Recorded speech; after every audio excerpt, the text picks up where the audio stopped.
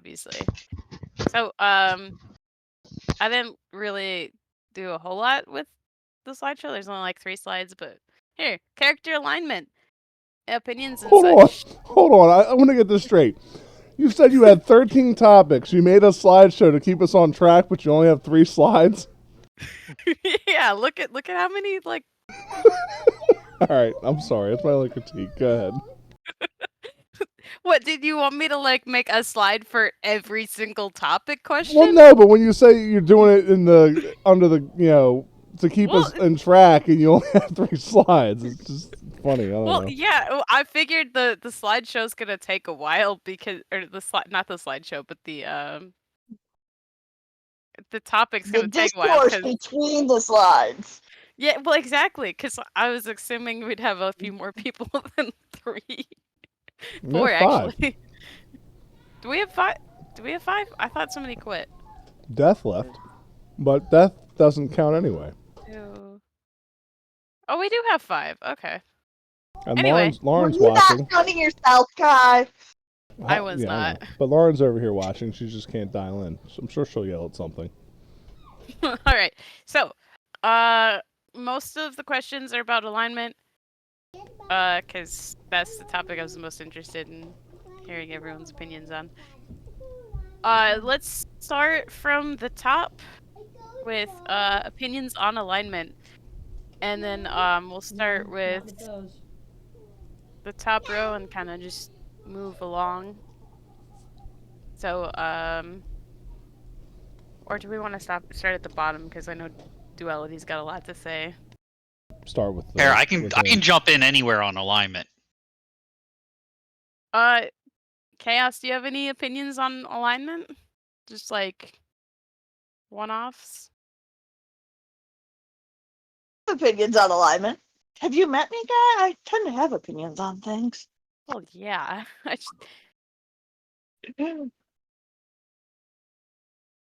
Oh, did you want me to share them now? I wasn't sure who we were starting with. You started out real strong, Kai, and then you faded into the background. Just be forceful with what you want. Call people out. Point the finger. Chaos, what are your opinions on alignment? I think they are a good foundation for what a character will do, but they are not the end-all, be-all of decision-making. Like, just because you're lawful or you're chaotic evil doesn't mean you have to burn the whole town down. Like, just because you're chaotic doesn't mean you can't make rational thoughts. And, consider consequences. It's more of a guide of where you would fall on the spectrum of people. Okay. Tom, next. So I agree with what she said. It's a good foundation for what it starts. But my problem goes into extremes, when people take alignment to extremes, or they use alignments to try to get away with doing things. I had a player once who was chaotic neutral, so she decided to push somebody into a well to try to kill them. But I'm neutral, but I'm chaotic. I would do that. And I'm like, there's no real good reason to be chaotic stupid, and that's what you're playing. Where you're using your alignment to get away with doing stuff, and that sort of infuriates me. But then there are things that I really like. Like I had a friend, or I have a friend who, when he plays a paladin, he goes hardcore into what he believes in Pathfinder 3rd edition type situations. So he does real good. So like I said, it's I just don't like the people using alignment as an excuse for poor behavior in game. Right, okay. Like, if I'm making poor decisions, it's never going to be because of my alignment. It's going to be because that character's there to make poor decisions. All right. Let's go with duality. What's your opinions on alignment? Oh man. So I'm if a system has alignment in it, I am a big supporter of using the alignment system. Alignment, if you really want to think about it, was the very first safety tool at the table before safety tools and consent sheets ever existed. So my opinion is it is a good thing. Now, kind of pivot over to but that's what my character would do, arguments for alignment. The same exact ones can be made in alignmentless systems. I'm playing chaotic neutral, so I'm doing X. All right, cool. Take alignment out, the character's still going to do X. They're just going to use a different excuse for it. So I think alignment catches a little bit of undue flack in those situations, but it's a really good indicator to know how somebody is going to behave at the table, but also it can be served as a role-playing guide. Not the end-all be-all, but a guide for generally how your character will interact with the world. All right. Let's Frail. We'll go with you, and then we'll swing back around to Grim here if he wants to. Grim always wants to talk, but yeah, Tom and Duality have really great points, and that's my point with as alignment is we play these games and we get upset when people don't follow the rules or go off book, and then we're like, well, here's the system, it's called alignment, you can use this to help tailor your thoughts on your character and give you a realm to play in. And I was like, well, that's too constricting because I don't want to make a decision that's against my alignment and totally throw everything to the wayside, and it's too railroady. And I'm like, that's not. Alignment's there as a tool to help you get into the mindset of your character. When used appropriately, like everything else in the game, it's a mechanic that needs to be used appropriately. It's there to balance. I think it's there to balance the play field out with your group, and it lets everybody else know what your general idea of what your character is trying to achieve. If you're playing with a lawfully good character, I probably shouldn't do a lot of terrible things around this person because it may put them in a conflict. And in the same way, you could, if you're playing with a lawful good character, what things you can kind of do to get them to work with the party. So, I mean, it's a great tool that people just shit on for no reason. And that's the long short of it, Kai. Thank you. Sorry. Yeah. I'm sorry for the right. language. But yeah. You're all right. Would you go ahead, Grim? Do you have we'll start with opinions on alignment for characters and whatnot. What's your opinion, Kai, after Grim? I'll go after Grim, don't worry. My thoughts on alignment is I actually kind of like alignments. I'm not saying that they have to be followed like a strict book or like to the letter, but I believe that you can still make, like, if you're, like Frail said, if you're lawful good, you can still do some things that are like questionable. You're not going to go murderable. You're good. But I think they're good because you kind of know what kind of character you're dealing with before you actually have to get into it. Yeah. And that's me 2 cents. Also, hello, Grim. How's it going? Going great. Kai, what are your opinions on alignment? Well, I think alignment is a very good tool to help you with your character. It's one of those tools that you start looking at when you first start making your character, as well as just in general when you're playing your character. It's not something that you have to sit there and always make decisions solely based off of, but it is something that I think influences every part of the character and really should influence every part of the character. I agree. That's kind of my whole thought process there. All right, let's move on to uses for alignment in campaigns / one-shots, which are both different things. So if we want to split this into 2 different topics, that's a-okay with me as well. Let's go from the bottom to from the left to the front. So Frail, Uses for alignments in campaigns. We'll start with that. Campaigns, I love having alignments in campaigns, unless you're playing with a bunch of table of assholes, which was my first experience. My wife will play alignment true and blue. My other friends used alignment as like a toy that they could just throw around and leave whenever they want it. I personally like it because it allows me to deal out consequences to help you deal with role play consequences, not to try and do that DM versus player thing, but it lets me know what you're trying to achieve as a character, as from the DM side of it, and it puts you in those. I love moral situations. You know this, you play in my game. So when you have paladins or clerics that are playing on that line of their alignment, it's always fun to push them in those situations.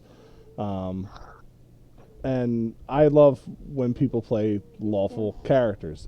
It's the shiningest moment in a campaign for me is when I have a lawful character, because I love to make things work for them and against the party to try and get everybody to on the same. I don't know.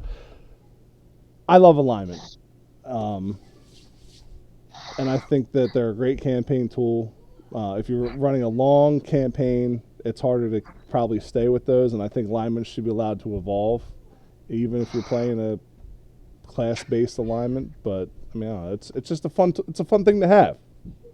I don't see the point in getting rid of it. And as far as one shots go, I don't think alignments have any place in one shots, nor do backstories or anything. Just play your character. You're there to do a scenario. Just get the frick through it and not try to showboat. But yeah. Sorry. All right. Duality. What? Well, I'll ask you the same question. Uses for alignments and campaigns, and then we'll split it off with one shots after. Yeah, I'll just do the one shot one really quick. I agree with Frail. I run lots and lots of those, and it's like my main format of game now. And alignment really doesn't matter so much as go from no game to game and accomplish the task. But as far as in long form campaigns, all right, so a lot of people will focus on alignment on a personal, moral, and ethical axis, right? What is good? What is evil? What's the benefit of the many? What's the benefit of the few? That's your difference between good and evil. And then your law chaos spectrum.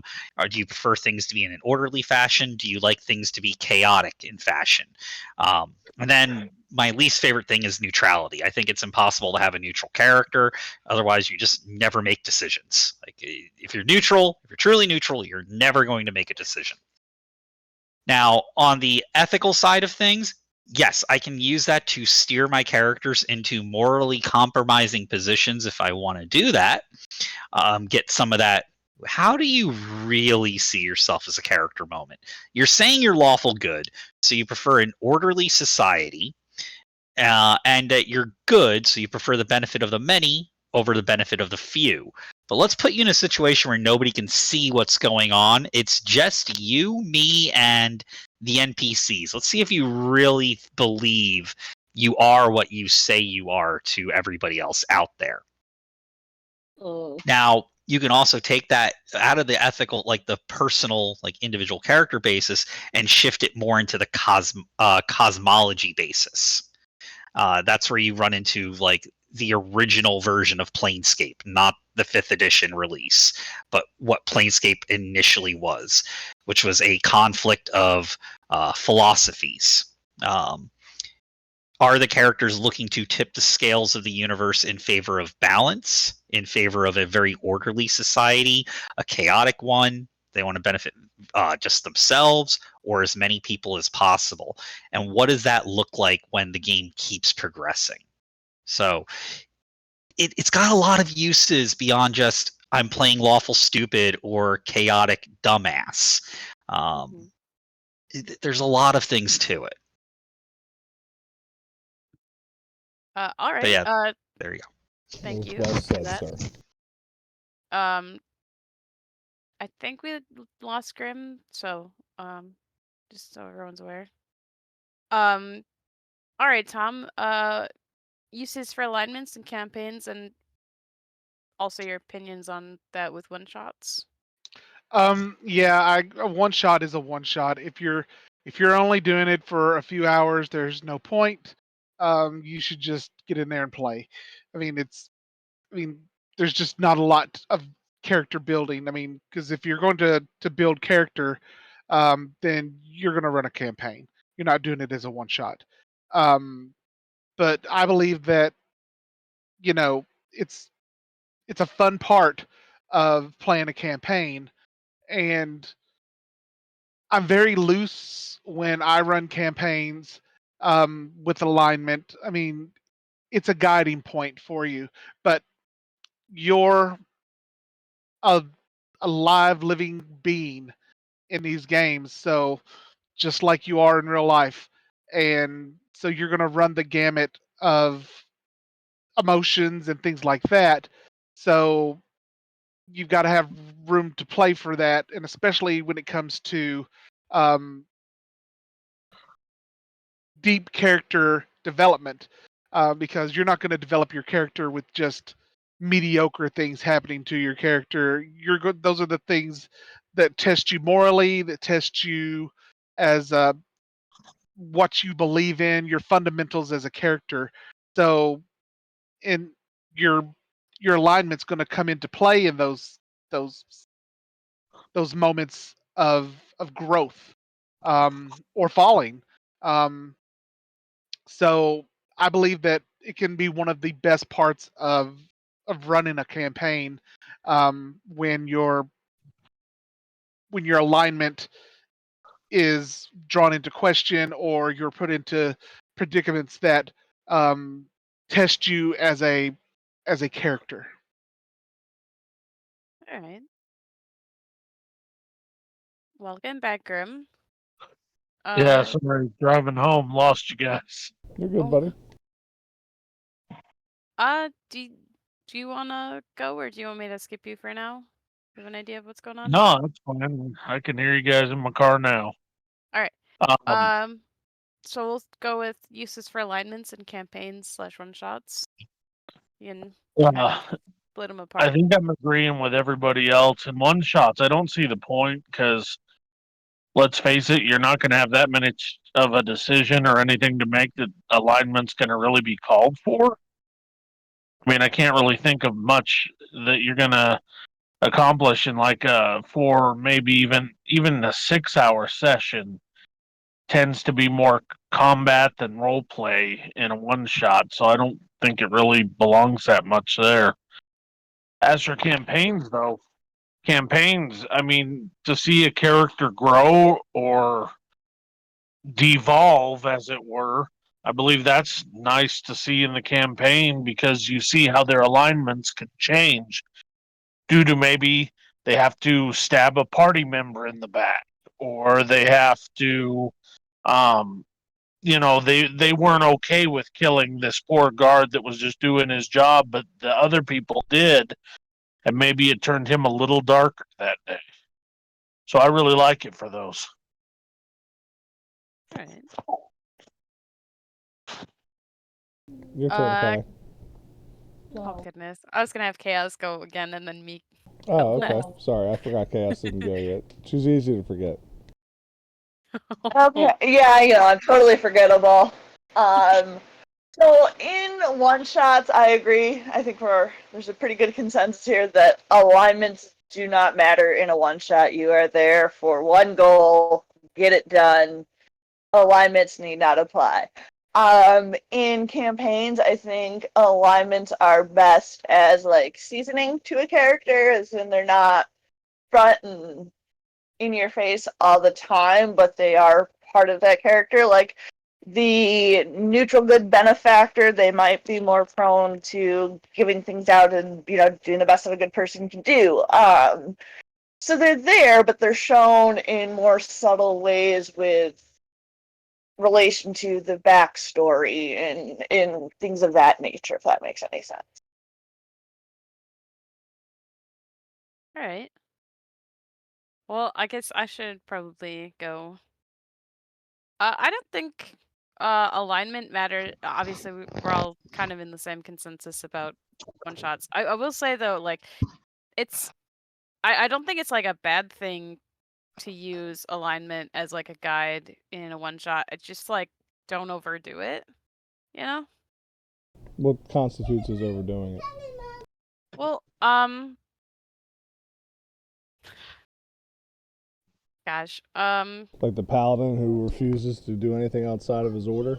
yeah. Well, I mean, the whole point of a one shot is to get things done. And like, if you're actively making things harder for the group as a whole, like that's when you're overdoing it. As long as you're like working together to like get the common goal done, you know. I don't see a problem with it too much. I think alignment can have a place in one shots if it is intentionally overdone to be tropey and comical, but even that needs a certain amount of balance. Yeah, there definitely has to be a level of balance, and it's not for every player as well. Um, as for like campaigns, I think I mentioned I think they're one of the best tools in your toolbox to like help you like breathe life into the character. And I just worry that sometimes people go too like technical with it, whereas like it's not something that like has to be a technical thing. It's very like um go with the flow kind of thing. And alignments can and should evolve over campaigns as well, in my opinion. Pretty much it. Helping breathe life into characters. Oh, thanks. You're welcome. I got your Blame back. me for everything. Yeah. All right. Sexuality, personally, but okay. What's going on? Nothing. He's not paying attention. I'm paying attention. I just don't get what about me. Well, then you're not paying attention. Yeah, had something pop up. What's going on? Don't worry. It's just like the chat. Frail I and never pay attention to the chat. Frail and Ever. Chaos are being kind of silly is all. Blaming me Oh. and you over everything, apparently. Oh, Anyway. I never look at the chat. I think I'm gonna change the wording of question number 3 a little bit. Instead of when is alignment useful for creating and getting into character, we'll say how instead, which is a little bit of a different question, but it's still in the same vein, I think. Chaos, we'll start with you. How is alignment useful for creating and getting into character? Starting with me. Yeah. Sorry, it broke up there for a second. No, I like to think of alignment as a snapshot. I always go back to my 3-5 days when the book had the 9 alignments, and so lawful good was the crusader. You kind of knew what their personality would be like if you thought that was going to be a fit, and so on. Like chaotic good, they're a rebel with a good cause. And duality, just to your point, in 3-5 for the true neutral, it does list them as the undecided type. They're kind of waffling in the middle, don't really know where they're going, what they're doing. They're the if you don't stand stand for anything, you'll fall for everything type of person. And that's kind of how I see it. I think it's a really good tool, especially for new players who are picking up a couple 100-page rule book and having to make a character, and you're saying, all right, what kind of personality does this character have? You can at least give them kind of 9 to narrow it down a little bit, and then it can evolve from there. All right. Grim, how is alignment useful for creating and getting into character? I guess I'm odd. I don't use it at all. I come up with the character, and then I start to talk like him, think like him, and try to see what he would be. and then by that I choose what alignment they're going to be.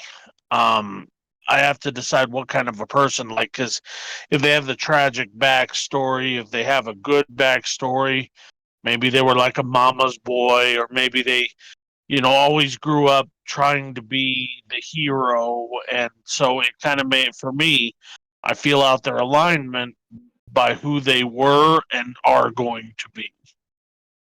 So, yeah, I guess I don't really use the alignment that way.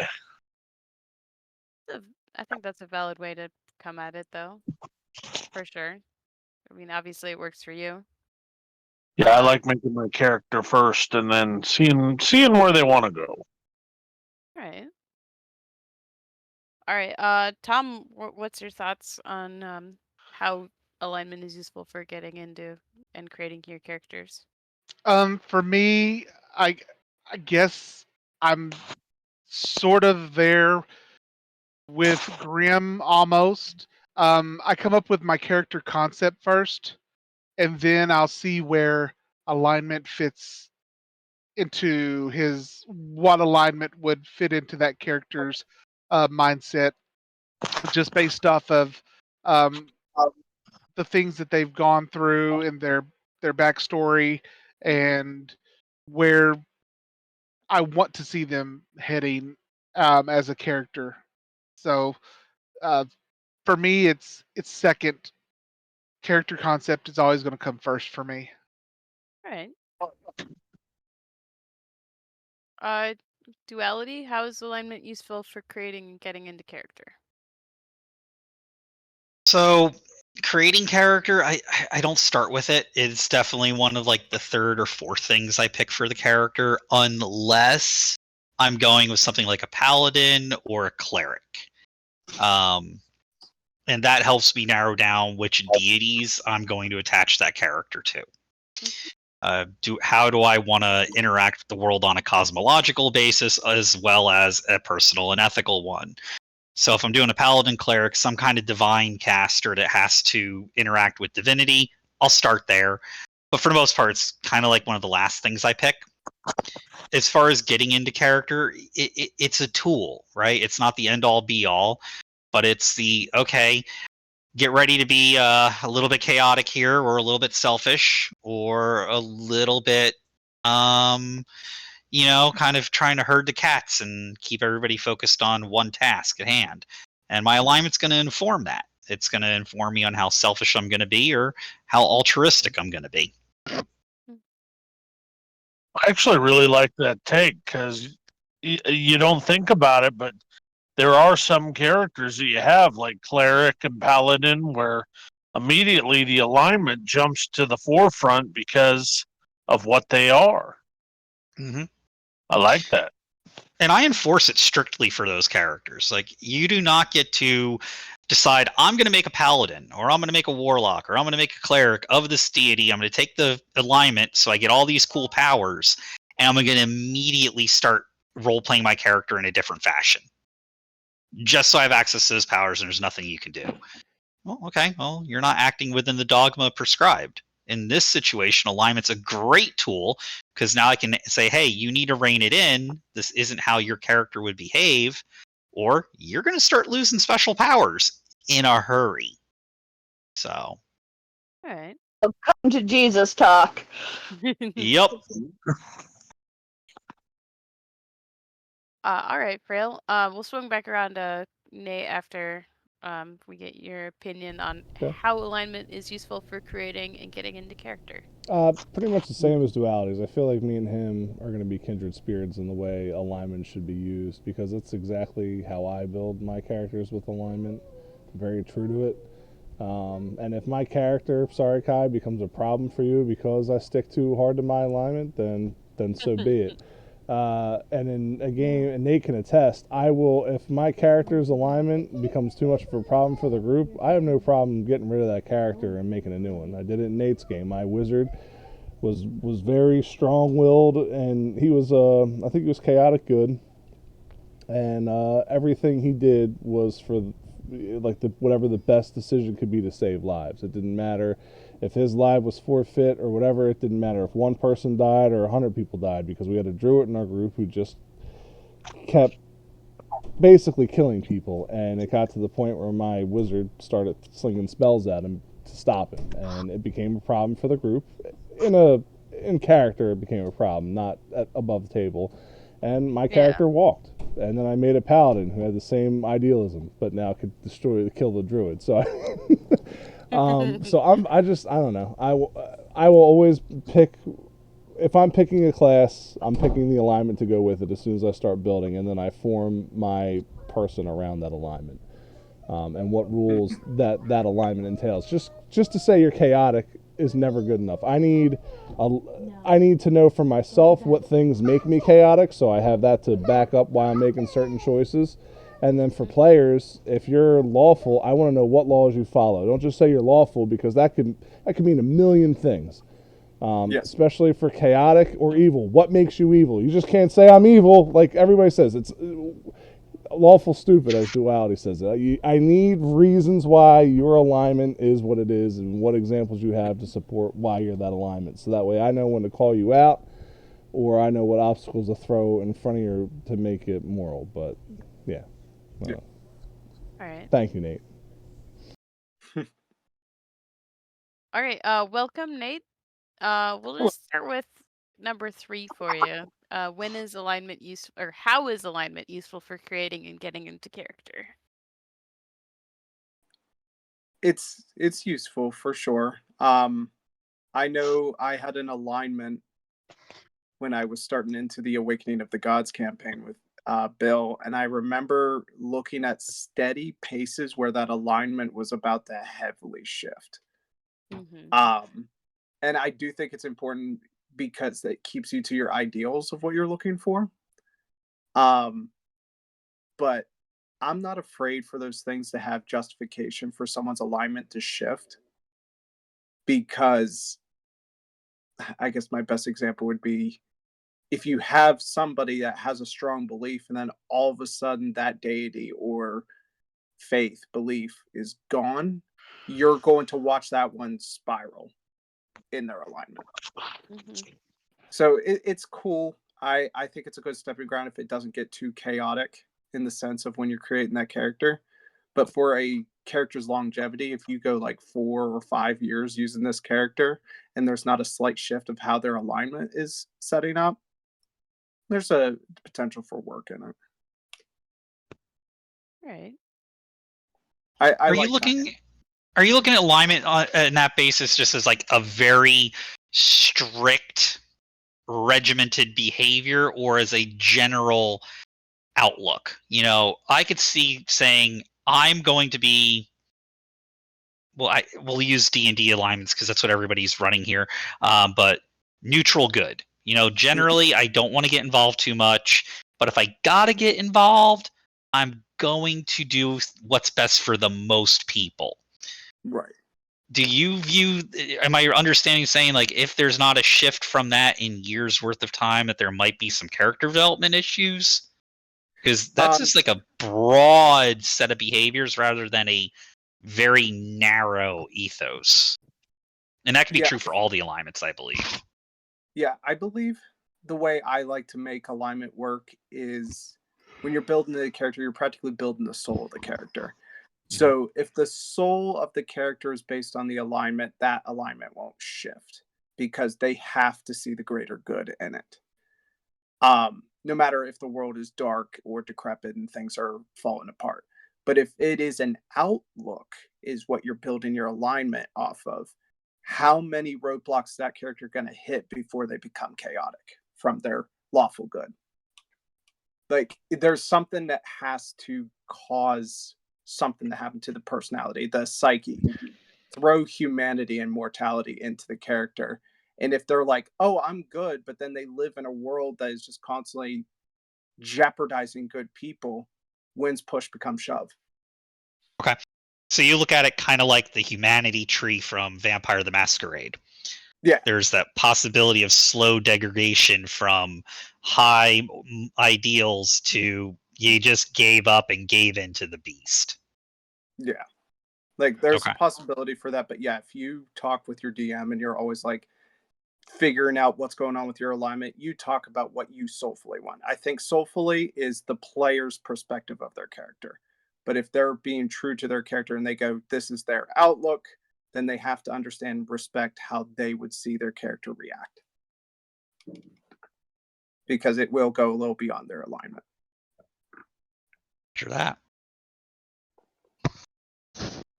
And as for me, I kind of use alignment as one of those like early backbones. So like I'll get a lot of the like technical information down and then just kind of like how am I thinking about playing this character, and then like I'll kind of slap what I think fits into that as an alignment. So it's not necessarily an afterthought, but it's definitely like not as well thought out part of my character creation process.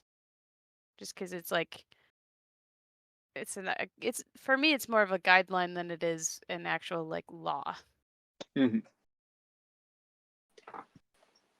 But I don't have a lot to say about that because that's just kind of how it is for me. Yeah, I respect that though. Like, you at least have a logic of what you think it is to you. Some people treat it as a tightrope, and other people treat it as a path that forks. Yeah, that's kind of I think where I'm at with that. Then we'll move on to the next slide. Crazy. I am gonna probably add one to the end of this one just because I thought of another alignment question. Um, Okay. how strictly do you follow the alignment chart? We'll start from the top this time. Um, Frail, you want to start us off with how strictly do you follow the alignment chart? To the T. Unless my character is going through changes, and I don't usually get to play characters long enough because my DMs just keep falling off or canceling sessions a million times. Or I get in a game where alignment's not really a thing, and I just have to politically sabotage everybody I play with. But but in the random times that I do get to play, I'm very strict to whatever my alignment is, because I love the role play of it, and it's generally, if I'm playing as somebody who's evil, I will go full evil when I got the role play Shrek. But yeah, if I'm playing somebody who's lawful, I mean, I already told you I'm going to be a problem, and you're not going to like it. Especially with my clerics, because I will sit there and watch you guys take a beating if I don't agree with what's going on. And if you want my heals, then you better, start praying to Desna or whatever it takes to get on my good side. So, but I will follow my alignment to the T. All right. Duality, how strictly do you follow the alignment chart? Pretty darn strictly, but I do allow shifts in alignment through sustained role play over time, and that may or may not come with consequences, depending on what type of character and how important character alignment is to that character. Going back to the cleric and paladin reference I made earlier, alignment's really important for that character. Something like a rogue or a fighter, alignment's probably not the most important mechanically, but socially it's going to have a lot of impacts on them. So pretty strictly. So yeah, I Tom? told you me and duality be cut, right down the middle. Yeah. Tom, how strictly do you follow the alignment chart? When I'm playing a character, I try to be real strict with what I'm doing, unless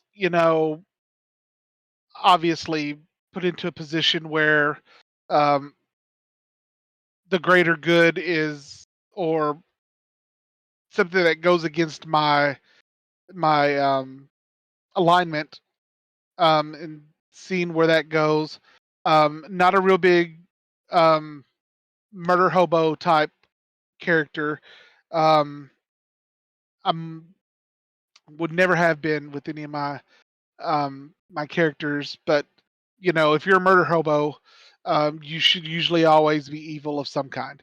Uh, uh, but that doesn't happen, and people just murder hobo their way through lots of things. Like I said, they excuses with alignment, but I'm this and I would do that. And when I'm running a fantasy type game that uses alignment, um, I'm gonna let you manage your own thing. But if I see you scurrying off course of what your alignment is, there's probably going to be consequences if it goes on too often. All right. Grim, how strictly do you follow the alignment chart? It kind of depends. If we're playing in a game where it's not front and center, I'll let you vary a little bit between, but you can't basically come in as lawful good, and the next thing you're like, yeah, let's just murder everyone because it'll get us past the city easier. Then there's going to be consequences. But I try to take it easy on the trying to like govern them.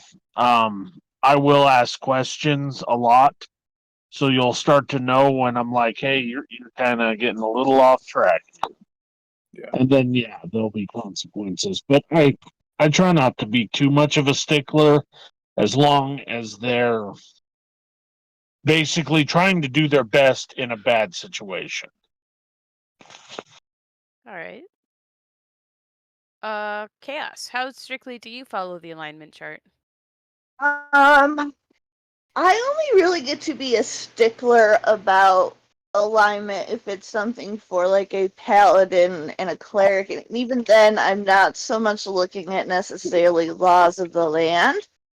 Because in my opinion they answer to a higher authority than the laws of the lands. Are they doing what their deity set forward for them? If the answer to that question is no, well, their deity is going to have a problem, and I think Duality hit on that. It's for them. There's consequences. Their powers aren't going to be working quite the way that they should, or they're going to have some kind of divine meeting with their patron, or whatever the case might be that they're straying away from.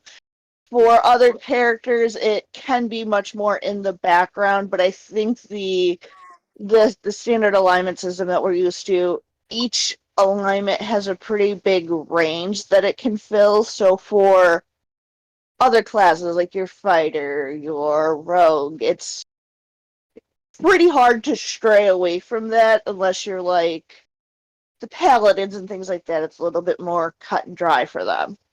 Mm-hmm. All right. Okay.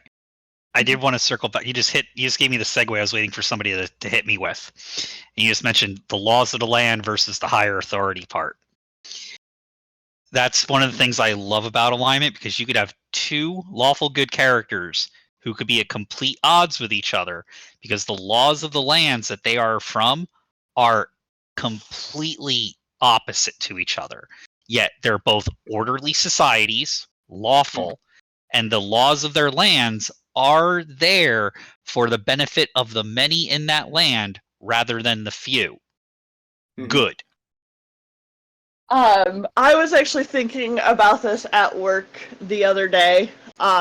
Pretty sure my mom and I have just never been diagnosed with autism, and the reason I say that is she is very much, well, the rules say you have to do it this way. And I'm saying, but what is fair to the most people? So there are those within the lawful. Is it the letter of the law, or what is that morally right? What is Mm. morally good and just for the whole? Well, that's where lawful evil societies come in. They can be very lawful, very orderly, but they benefit the few, not the many. Of course. Nate, how strictly do you follow the alignment chart? I think because of what was at least discussed, it makes me a bit of a mixed bag when it comes to alignment. Like I said before, I believe it is a spirit con to the player that wants that alignment to stay true. So I personally, I like to go all over the place. I I enjoy the idea of starting a character like Xavier that had no care for goods, just whoever paid him, to all of a sudden caring about the good ideals based off of another player's perspective and watching that like morph them into something different, but yet being conflicted constantly because every time they try to do the good thing, all of a sudden their whole life spirals. And I live for that. I love when you have an opportunity to play a character that just can't find their place. Hmm. Well, as for me, I've mentioned before, that I kind of use alignment as kind of a guide. So it's a very broad kind of thing that I kind of see as something that you kind of just fit into, even if Mhm, you're like a little bit closer to one side or the other. mhm. That's kind of where I sit with how strictly I follow the alignment chart. So not super strictly, I guess. All right, All nice. right. Theo and Lucian are going to be great. Yeah. Um. All right. We'll start with you, Nate. How does alignment affect your role playing? How does it affect my role playing? Um, I wouldn't say it affects my role playing too heavily, Mm-hmm. but uh like everyone can definitely understand this when I say like Skinator is something I don't typically do. That is a role play aspect that's just meant to be haywire. It's meant to be nuts, crazy. Um, so if I were to put an alignment on him, it would just be chaotic neutral. Mm-hmm. Uh I don't know if it would Skinator is affect. definitely chaotic good. Yeah, definitely not chaotic good. No, he is. He has his moments. Skinator is definitely chaotic good. Yeah. Okay. You Interesting. don't think so? I would say because like there's moments where he does selfish things which wouldn't be considered good. So that's why I was like, I would think you'd be chaotic neutral, but yeah, I do understand like in the sense of what he's doing in Ed's game, he does have a moment where good overwhelms evil or neutral sense. I've never seen him make an evil or neutral decision. It's usually been, and then he'll get strangely compassionate with people. He I, just wants to be loved by some people. It's really hard for him. Anyway, I wasn't trying to so call you just out. I just never viewed Skinator as a neutral person. I always thought he was an awkward force for good, like the Toxic well, Avenger.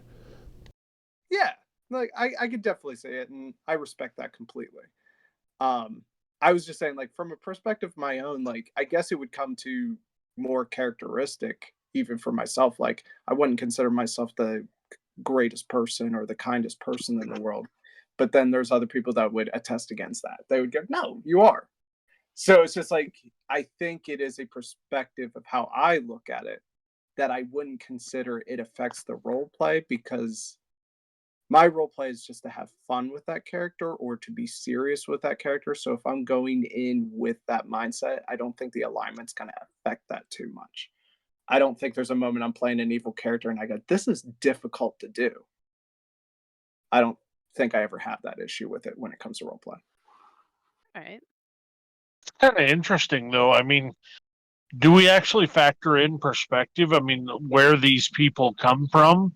I mean, we may say that, neutral good or chaotic or whatever, but perhaps they're being good only where they come from. The good doesn't really fall where we normally put it.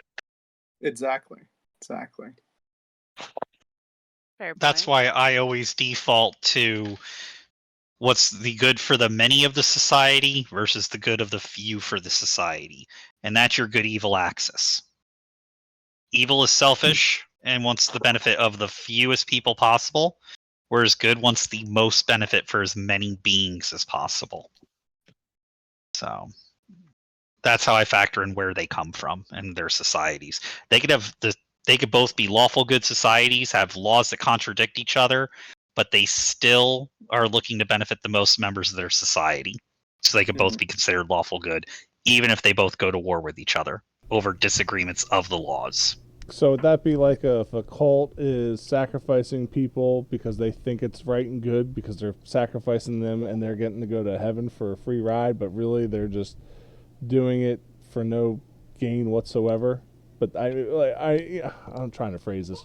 There actually has to be the tangible gain. That's the thing. Right, yeah. So I guess if they're doing this under the guise of amassing power to save the world, but they're never doing anything with that power, but that's what they're doing it for the few in that case. But they believe they're sacrificing people for this power to save the world. It's just who one does of those, the citizens or the people running the cult. The cult believes that if I take these people and I sacrifice them to our god, ethics versus cosmos. I don't know what you mean. So ethically, they're still benefiting only themselves. But the few, the members of that cult only. But they believe that they're benefiting. They believe that they're benefiting, Okay. That they're getting this massive reward. But that cult is small. It's not benefiting every member of their society. So then, to that point, is that where you're saying they think they're good, but they're actually evil?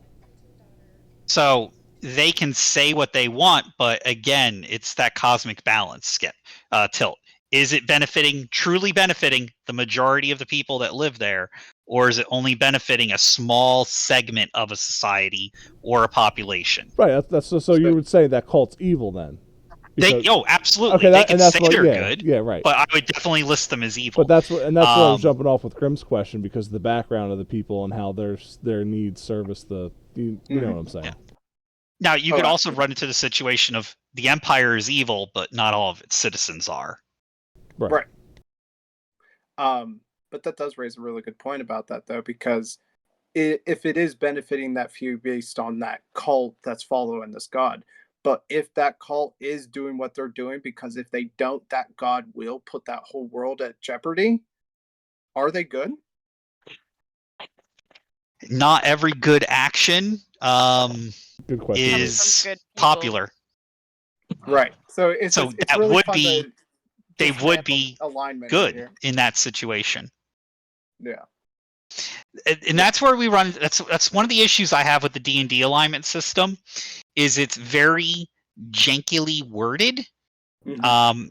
And it's why I really prefer something like the Palladium system, where they give you what the alignment is, but then they give you about 12 things that those characters that follow that alignment would or would not do. Now, is that where people would say it's too railroady? I don't know. For instance, they'll say, if we look at principled alignment in Palladium, which would be I guess a lawful good like sidestep in the D&D. But in Palladium, they'll say they will never use torture to extract information no matter what. They will never kill or harm innocents. They will always keep their word of honor no matter what. Yes, even to an evil character, in parentheses. Is that railroady? I don't know, because if you take away principled as the alignment, people are still going to roleplay their characters in those ways. You're going to have the person who's uncompromising about giving their word of honor. All that title does is give them a jumping off point and something to reference while they're doing it. I was more so speaking to those people who are just like, you put me in a box too much by putting me in this alignment. Those people annoy the living hell out of me. I was being the devil's advocate. They annoy the living hell out of me. Let's move back into the question. And we'll kind of continue up through the ranks here. Chaos, how does alignment affect your role playing? Or does it even affect your role playing, I guess, as well? I think the only way it affects role playing is what solutions they will be open for that character, because an evil character is going to consider many more solutions than, say, a good character. But outside of, well, where on the metric is my decision making, it doesn't really come into play. I'm looking more at the backstory and how the character developed, the morals that they have, and that sort of thing. Mm-hmm. All right. Rim. How does alignment affect your role playing? Honestly, not really at all. I once I've decided what kind of a character it is, I'll try to make decisions the way I think he would. But do I actually put the thought of alignment in my head? No, not really. I believe that once I'm acting like that character, my decision should follow what that character would do, not necessarily adhering closely to an alignment chart. So, guess I'm probably not the person to ask about that. Well, Everyone has an opinion, and they Mhm. use it, and it's interesting to listen to. So, Absolutely. all right, Tom. Baha. Uh, how Um, does alignment affect your role playing? I'm it doesn't unless I'm put into a position of having to make um some kind of morality check on myself. Like if I'm playing a neutral evil character, or something, um, you know, what would I do if? Because I like to think of, like, I had a character who was neutral evil, and I consider that selfishness, extreme Mhm. selfishness for yourself. Um, would I allow something being neutral evil? Would I allow something good to happen if it's going to benefit me in the long run? Of course I am. That's just like I said. That's just the way it is. So, I mean, it just depends on what the situation is. Playing a Mhm. good character, if 10 people have to die to save the entire city, then then they have to die.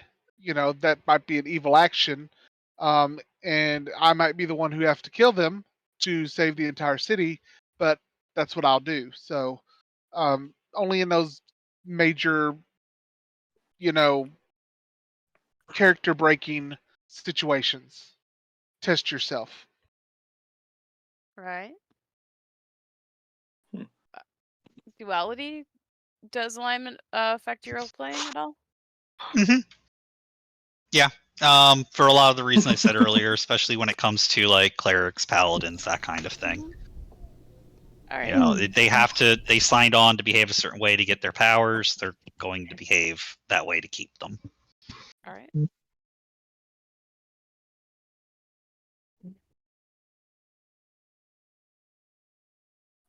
Uh, Frail.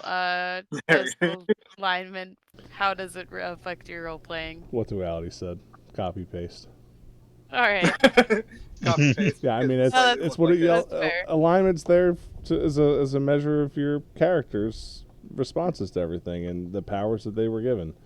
Although I don't think does Monk get anything for acting outside alignment, and Barbarian. I don't think they have any negatives. At least, Barbarians have to be chaotic, yeah, I know, at least but they don't in have the old anything. editions. Well, no, they have to be chaotic, and I thought first edition. Yep, that's what I'm saying. In the Yeah, old editions, I don't know about fifth. but I don't think that they Fifth get is a weird. It's like do whatever the hell you want. right. I don't think there's a penalty for acting outside of alignment for Monk and Barbarian though. For monk in first edition, there was. Okay. I just can't remember what that was because I didn't play a lot of first edition The only thing monks. they can take away from you is key points.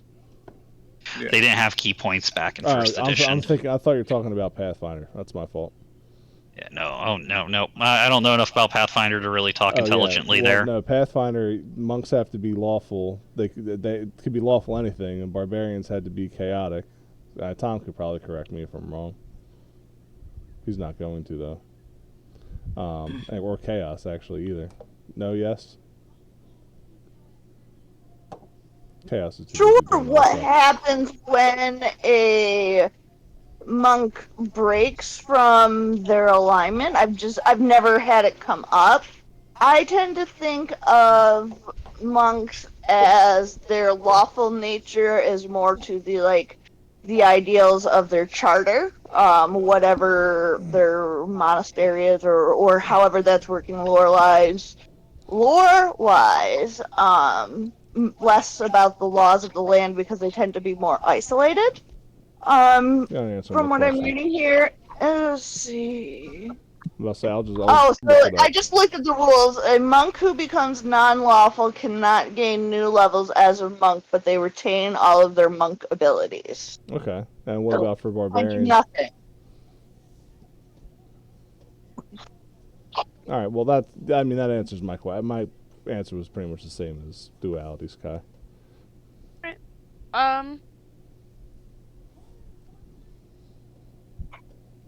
alignment doesn't really super affect my role playing unless I'm playing an evil character, because that I feel like it's a lot harder to role play in a lot of ways. Um, so I think having that guideline helps out a lot, specifically for me. Okay.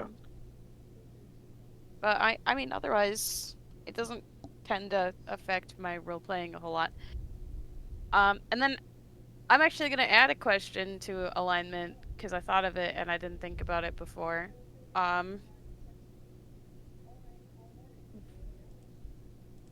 How do you? Okay. Have you ever had someone force, quote unquote, force an alignment on you, and how did you well,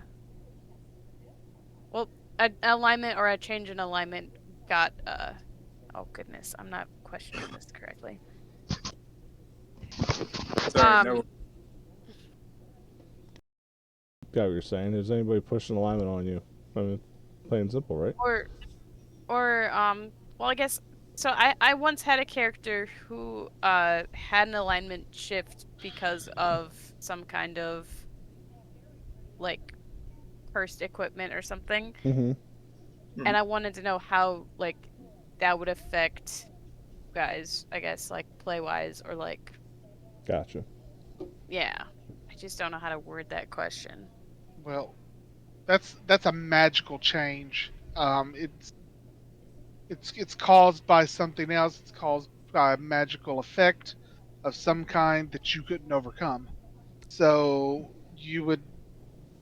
I would probably rule that you would have to keep that up until you found a way to either get rid of it or um, it just changed you completely or overran you or whatever.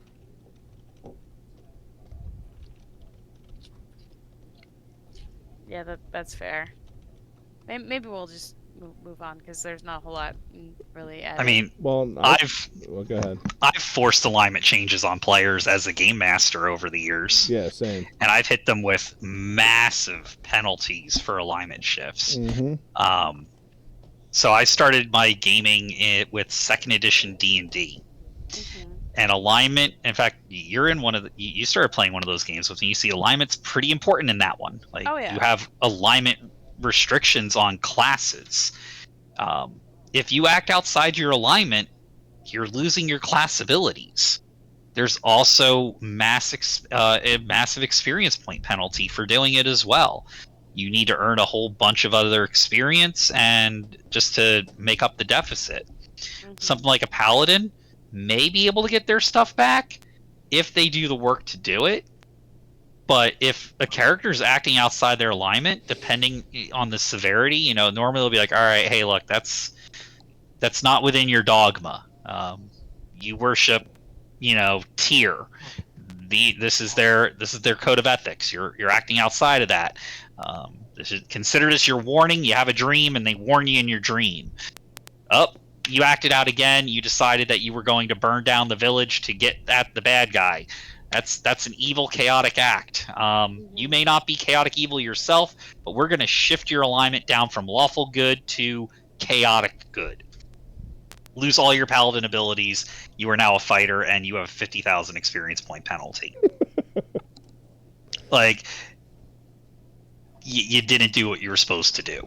So yeah, I've done it, and that's to the rules too. That isn't just me doing DM versus player stuff. That was cooked into the system. Maybe not that exact number of experience points. I'm pulling that out of the ether, but the concept. All right.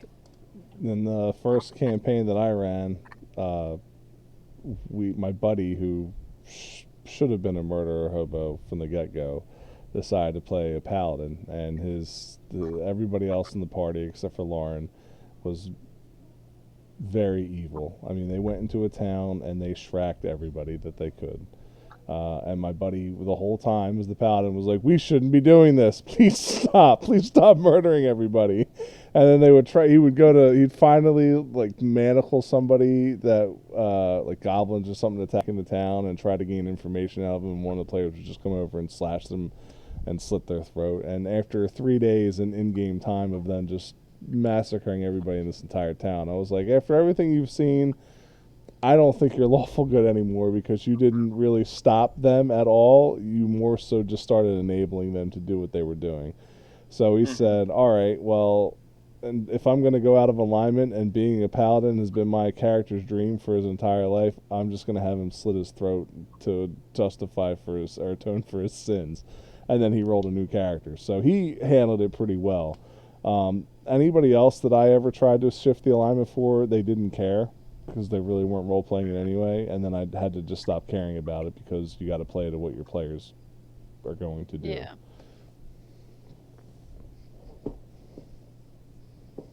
Does anyone else have anything to add? Because I mean, covered mostly the pretty large gambit here. Yeah, I personally think with that whole alignment bit of like if it's forced upon you type of thing, that's again, I always say you have to make sure you're talking with your DM about what you want with your character. Like there's some people that would like to hold their character away from their DM and be like, I'm going to do this thing away from them to figure this out. And then you're just like, I don't like, you have to understand this is really important for the DM to understand, because they need to know where you want your character to progress, where you want your character to change. So if they're going to just go, I'm going to do something chaotic when you're trying to set something up for them DM wise, you're like, I don't know. It's that to me is really difficult to handle, because I believe having a good relationship with your DM to be able to talk what you want with your character and alignment wise, especially if they're going to force something upon you, something that you be able to bring to them to go, okay, if this is going to be forced upon me, what would be the best action? What would be the best way to like help make that make sense? Because, you know, some people, I don't know, some people get into the mindset of like, I'm just here to play, and forget that the DM is helping you make a story. Talking about Joe. Yeah, talking about Joe. I played a character that practically had 3 personalities in his head, and every time I was doing something where it was like, hey, you should be doing something very good here, I had that voice of evil trying to do something to dissuade me from doing that. So you had to like play with this hard grip. At some point it just tore that character apart until they became the amalgamation of everything, and I really liked that.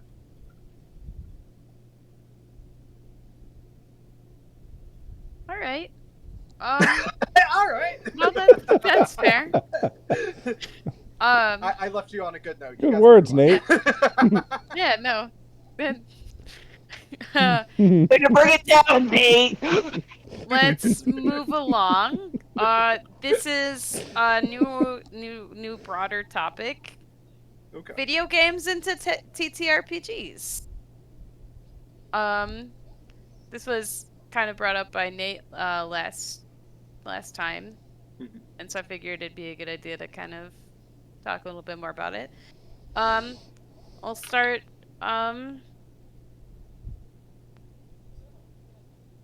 I'll start at the top. Have you, Frail, played any video game tabletop role-playing games?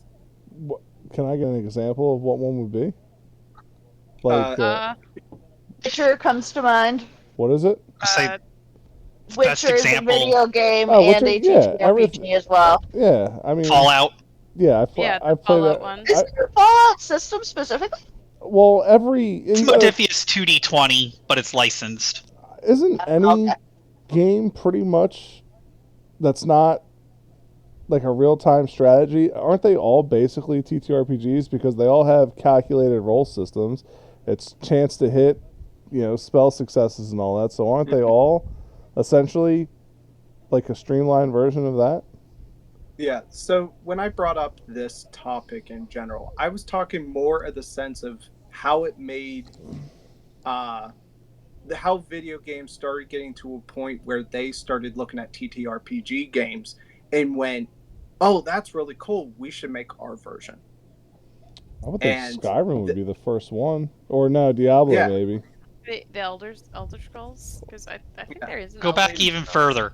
So, MUDs, multi-user dungeons, Yes, Mhm. you're right. were the very first attempt by computer programmers to take Dungeons and Dragons and their similar games and turn them into computer games. Mhm. But like Yeah. what Frail said, every game that's on a every computer game, every video game is essentially a TTRPG that you interact with through a different controller.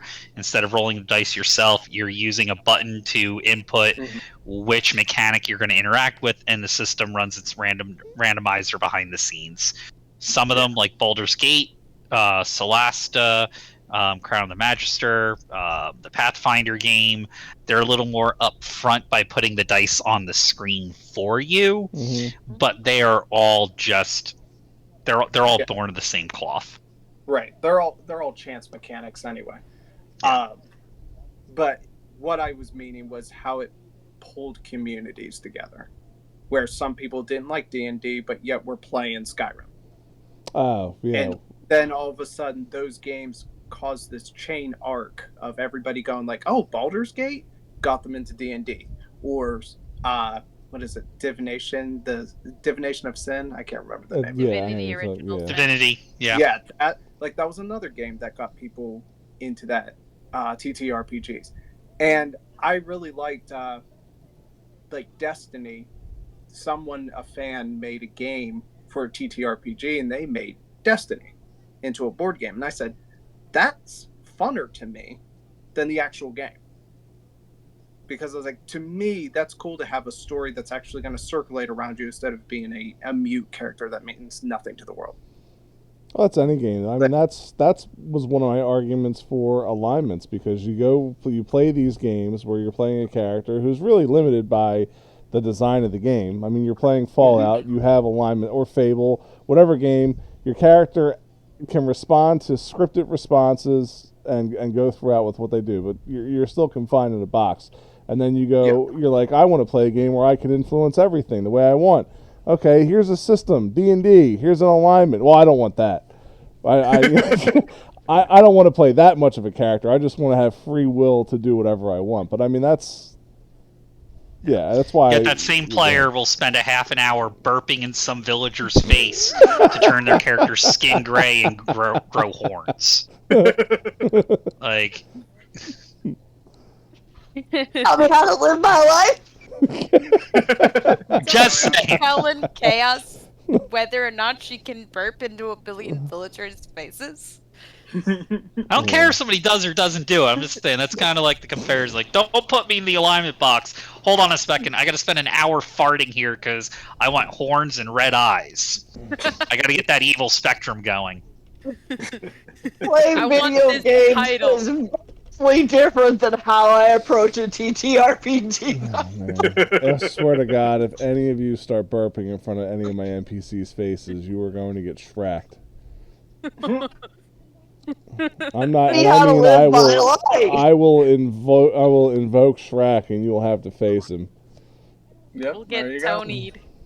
Yeah, you get Tony. Yeah. What in jalapeno hell is going on? Yeah, I was just. So that was just a weird question, but thank you for clarifying it, Nate, because I didn't understand how to answer that one. Yeah, Yeah, to me, it was just. Oh, sorry, go. Oh, I was just gonna say, I was just trying to figure out a way to make it a question.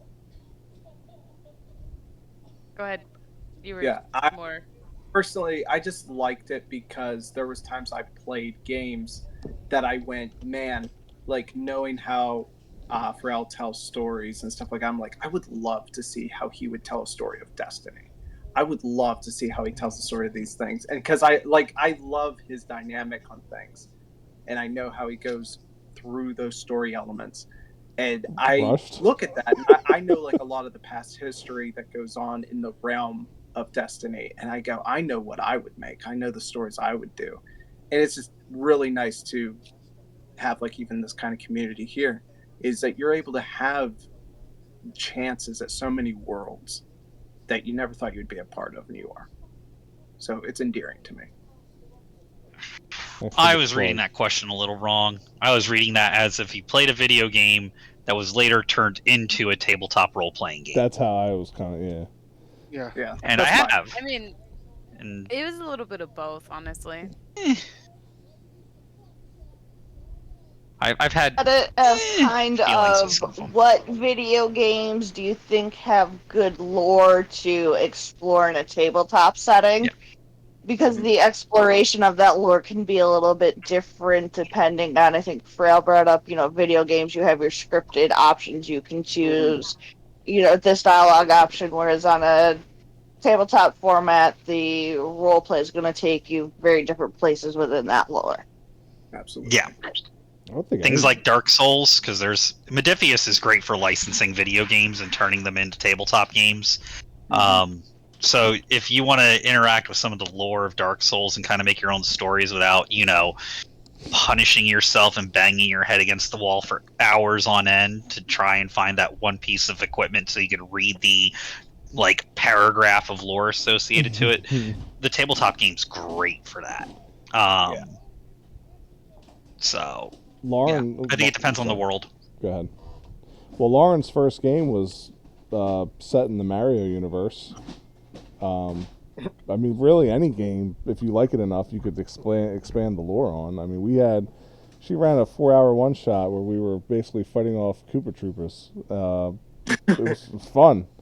She never ran it again. But I mean, she did. It was fun. She set one up in the Mario universe, so you really could make a system out of anything. That's the nice thing about all these games is you could take that system and run it in whatever universe you want. Absolutely. I think it's kind of cheap, but you could do it. Well, and different lores can vibe with different systems better than others. Yeah. Mario would work good with like a 5e system, in my opinion. It would not work well with a Call of Cthulhu system at all. I don't know if you had some Bowser madness going on the whole time. But yeah, no, they're words. No, you're good, dog. We're Actually, one of my very first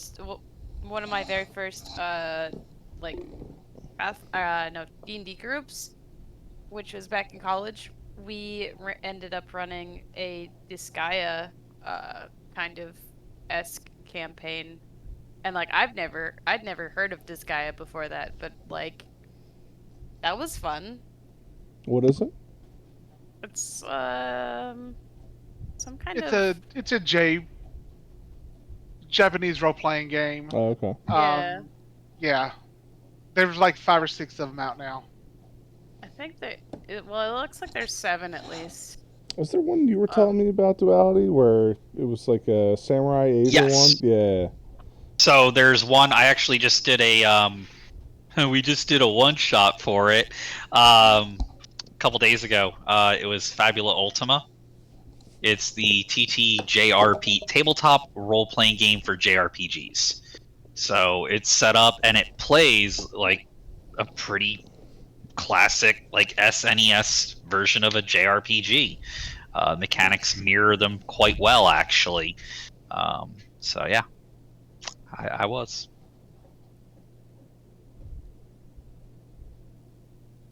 It'd be cool. It was a fun system. I would definitely like to get that to the table again. I learned quite a bit running it that first time. Nice. Well, we kind of like merged this whole thing into one topic. Does anyone have any other topics they want to talk about? Well, for one that would make a good TTRPG,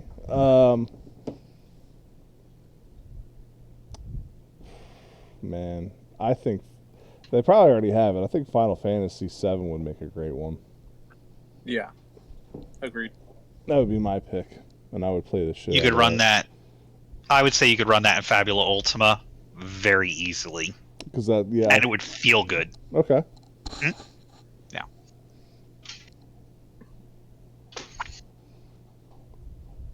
All right.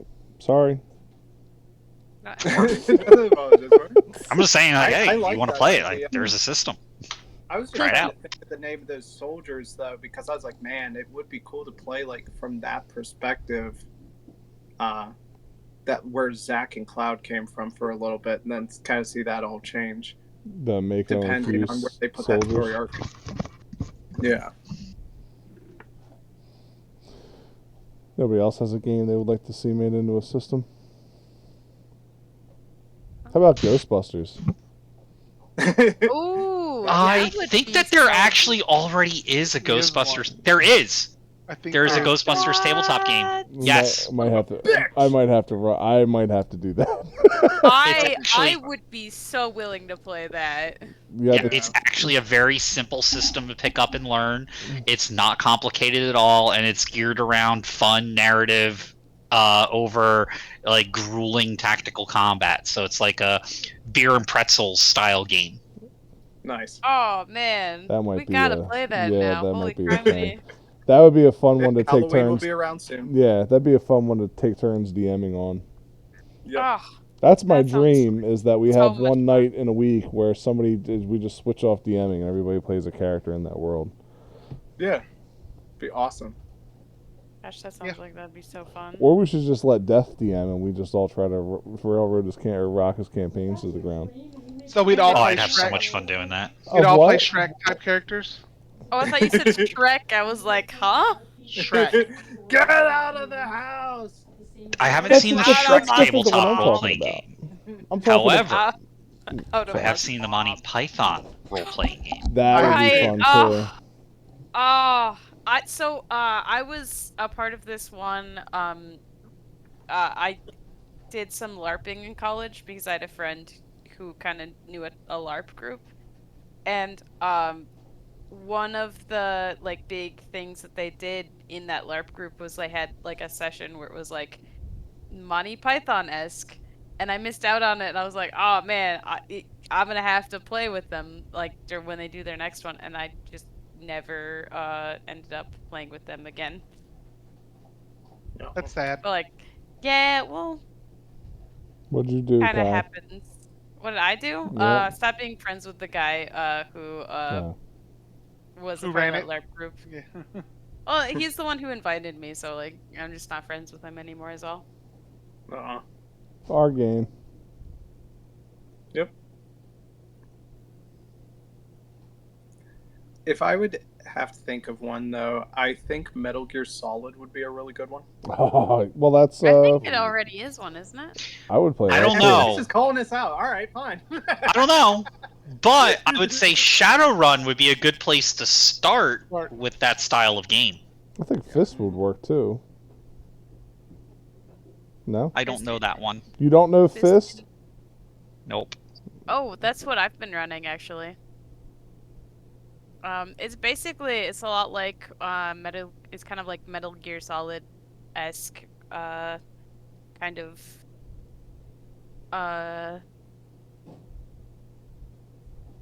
you're basically a it's hard to describe kind of, but like It's the same premise as Metal Ice. Gear. Yeah. yeah. You played Quags, right?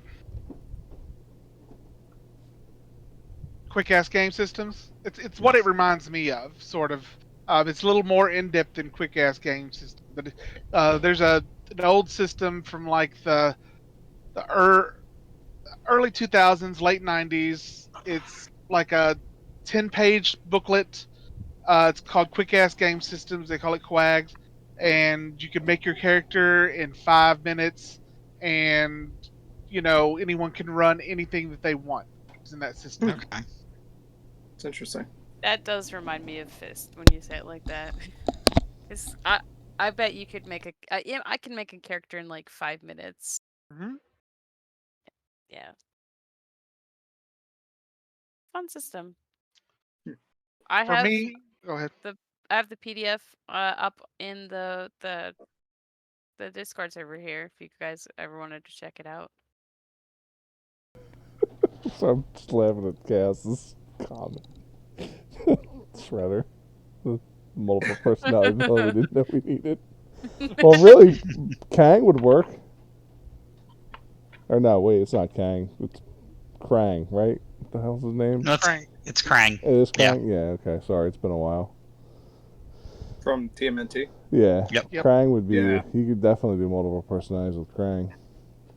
September, I'm getting my re-release of that with the PDFs. Oh, man. But what was you going to say, Tom? Like a video game that I'd like to see as a role-playing game. I don't know if anyone's played Horizon Zero Dawn or Forbidden West. Oh, I would like to see something with that universe, because that's an awesome universe that I'd love to tell some really cool stories in. Mm-hmm. Absolutely. Yeah, okay, yeah. I had a friend who's in that. I have a lot of friends. It's okay. It's okay if you have a lot of friends. We don't. It's okay. Yeah, I no. don't. Yeah, like It's okay. thanks. It's okay, Kai. It's okay. Have your friends. Have your friends. I can count on one Discord server all of my friends. Oh, He's a pretty big server, dude. Yeah, that but is. like 5% of it's active. Okay, that is sadder. That just sounds like my sex life now. The 5% of it's active. What does 5% constitute on your body, Nate? Yeah, it's just my right hand. I set myself up for that one. It could be your right hand, but anyway. No, man. All right. Is there another slide? Nope, that's it. So I couldn't read the screen. I thought thoughts was thugless for some reason. I don't know why. Hashtag thug life. Okay. Like, what does thugless mean? Mad blood, brother. Right. Here, we'll fix it. No, thug life. There you go. There we go. Does anybody have anything else they want to add? Thoughts, good. questions, concerns? I made people question life too hard with the video game to TTRPG, so I'm good. It was just an oddly phrased question. I would love to get the Fallout one to the table one day, but concerns I have about life. I would too. I'd love to play play it or run it. Either one. I think that Fallout would be real fun. Is it still Is on that Humble? Humble? Yeah, it's on Humble. Yeah, I was thinking about getting it. It's only $18. I got the physical copy of it, and if you like Fallout 4 and 76, it's gonna play like Fallout 4 and 76. I'm fine with that. Different body parts for randomized target, like it's different armor for each one, so it's got all that, and it takes place in the Commonwealth for the base setting. Yeah, it could take place anywhere though. But I'm looking forward most to Teenage Mutant Ninja Turtles re-release here. I was on that Kickstarter, and those should be shipping in September. Nice. I'm just now I'm excited about the Ghostbusters one because gosh, that sounds so much fun. Yeah. I'll see what I can do if I can find it for you, and Please. shoot over at least a website. So if you're getting the Fallout bundle, then I don't really need to get the Fallout bundle, right? Yeah, that's fine. I'll give you whatever I get. All right, because I have my finger on the trigger. That's why I'm asking. Caring is caring. Oh my gosh, that Tom, get it, Ghostbusters he's is about to shoot me. $250. The what? Oh, Criminy. The What? Ghostbusters RPG box set Uh, Oh, the is box two hundred set. fifty. Yeah, I'll get it. It's up to you, Tom. You want me to get it? I'll give it to you. What do you want to do? doesn't matter. Like I said, I'll get it. It's not a big deal. All right. Fine. I was just looking at Ghostbusters over here right now. Right here. Right Yo here. ho and a bottle of rum. All right. Well, thank you guys. I'm gonna bow out. I'm All right. gonna go eat dinner. This was lots of fun. Yeah, I enjoyed it.